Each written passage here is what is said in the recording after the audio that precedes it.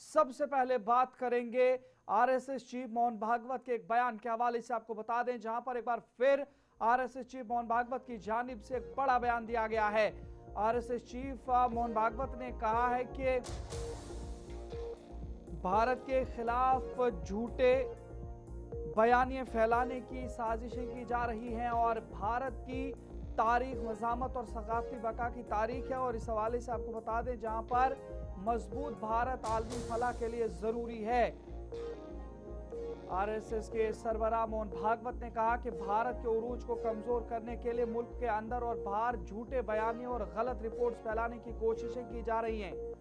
महाराणा प्रताप जयंती के मौके पर एक तकरीब से खिताब करते हुए उन्होंने कहा कि वसाइल और ताकत रखने के बावजूद बाज अनासर मुख्तलिफ हरबों के जरिए भारत की तरक्की को रोकने की कोशिश कर रहे हैं। ताहम मुल्क को अपने अक़दार और उसूलों पर मजबूती से कायम रहना होगा। मोहन भागवत ने कहा कि एक मजबूत भारत न सिर्फ खुद मुल्क बल्कि आलमी फलाह व बहबूद के लिए भी जरूरी है। उन्होंने महाराणा प्रताप और हल्दी घाटी की जंग को भारतीय तहजीबी मज़ाहमत की अलामत करार देते हुए कहा कि तारीख गुलामी की नहीं बल्कि मज़ाहमत की तारीख है, जहां धर्म, सकाफत और खुददारी के तहफ़्फ़ुज़ के लिए जद्दोजहद की गई।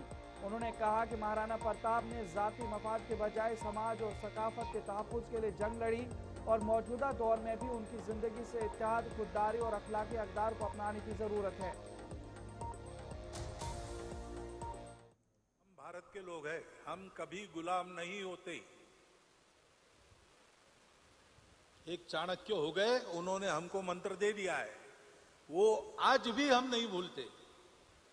अनपढ़ से अनपढ़ आदमी हमारे देश का, जिसको अपने देश का नाम भी मालूम नहीं, वो उस मंत्र को जानता है, न त्वे आर्यस्य दास्य भावः। हम सुसंस्कृत है, हम कभी गुलाम नहीं बनते। कोई आक्रांता हमारे भूमि में पैर रखता है जिस दिन, उस दिन से उसको भगाने के हमारे प्रयास शुरू हो जाते हैं। भारत में अनेक आक्रांत आए पिछले 1000 वर्षों में, लेकिन इतिहास देखो, भारत में आने के बाद और बादशाह बनने के बाद भी एक दिन भी चैन की नींद नहीं सो सके, क्योंकि हर जगह कहीं ना कहीं चल रहा है आजादी के लिए, स्वतंत्रता के लिए। हमारा इतिहास गुलाम होने का इतिहास नहीं है, हमारा इतिहास गुलाम करने वालों के खिलाफ संघर्ष का इतिहास है। राणा प्रताप ने पूरे हिंदू समाज को, भारतवर्ष को और इन आक्रांताओं को भी संदेश दिया कि तुम समझ रहे हो कि अब भारत झुक गया, लेकिन ऐसी गलतफहमी में मत रहना, भारत जिंदा है, प्रबल भी है और तुमको भगा भी सकता है।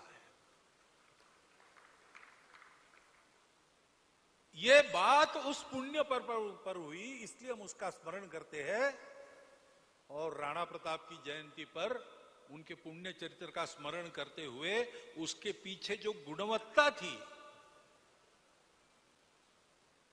स्वाभिमान, स्व का गौरव, स्वाभिमान यानी स्वयं के ऊपर व्यक्तिगत गर्व करते थे, राणा